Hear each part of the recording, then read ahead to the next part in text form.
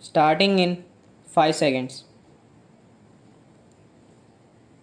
Sir, a new feature is being introduced in the Companies Act which was never there before, neither in the Companies Act 1913 nor the Companies Act 1956 or the various amendments that have been made since 1956. Only an abridged form of the profit and loss account and the annual report will be sent to the shareholders, and on payment of fee he will be entitled to get the full report as he is getting now. If the Honorable Minister looks into the representations from various shareholders associations over the years, you will find that even the existing requirement of information to be provided to the shareholders is not enough. In fact, shareholders associations have already represented that the information given to them should be much more specific. In companies which have got various divisions, it should be division wise. There are a lot of other features which they have pointed out from time to time. Here we find a bill which has been ostensibly brought to protect these very small shareholders and depositors, which takes away even the existing rights being given to them. It is a very serious matter in corporate functioning, as we have seen over the last few years.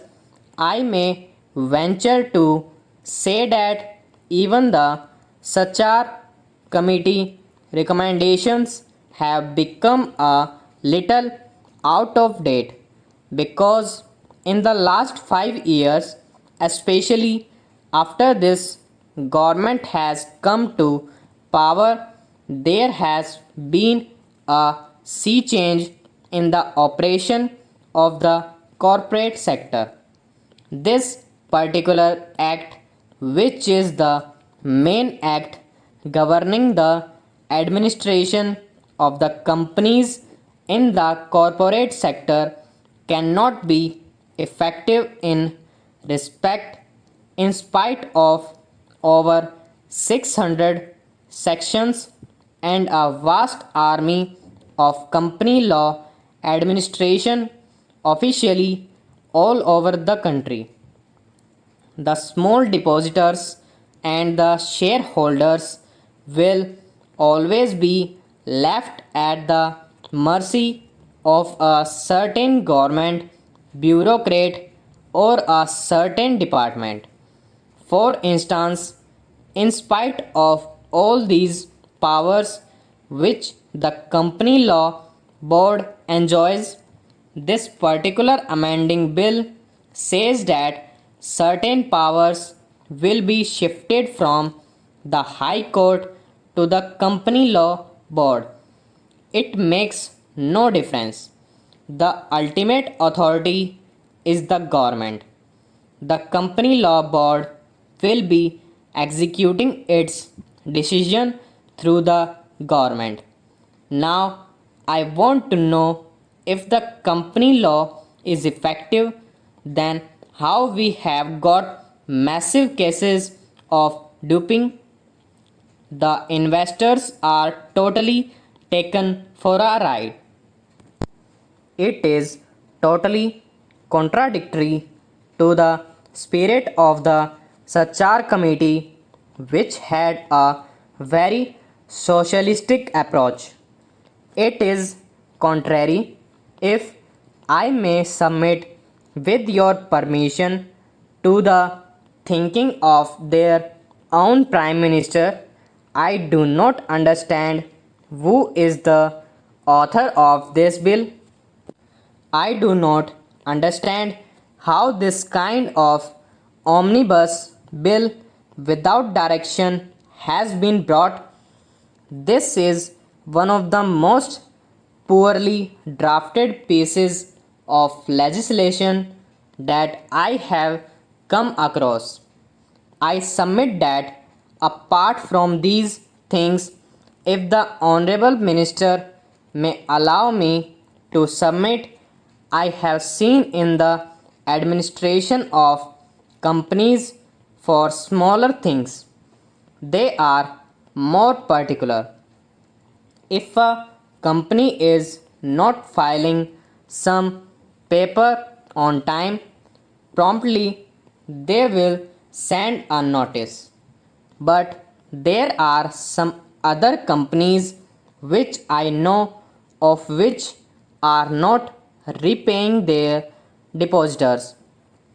Depositors are knocking at their doors and nobody is listening to them.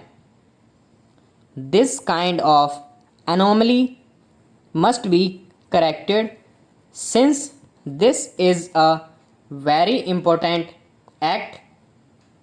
If the government, in the sense that the entire corporate sector is administered by this act, if the government has any power to discipline companies, it is through this act. And if this act is treated in such a callous manner, I am at my wits' end to understand how larger companies will even come within the framework of any discipline at all. They will not. Whenever any controversy starts, we start the controversy of the public sector and the private sector. This is a needless controversy. In this country, we need the private sector and we need the public sector. In this country, we need large companies and we need small companies. Everybody must play his role as per the scheme of the constitution, as per the scheme of various resolutions. We in the opposition may or may not agree with the government's policies, but just now the government policies must adhere at least to what their own avowed objectives are.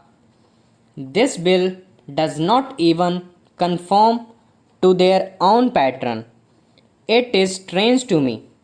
I do not understand how these provisions have found their way into this bill, especially in relation to the entire corporate deposits and loans, just because a few High Court judgments have clearly stated that a loan is different from a deposit. The reason you are giving is that this bill also include the provision to plug loopholes and remove some lacunae. This is not a loophole or a lacuna.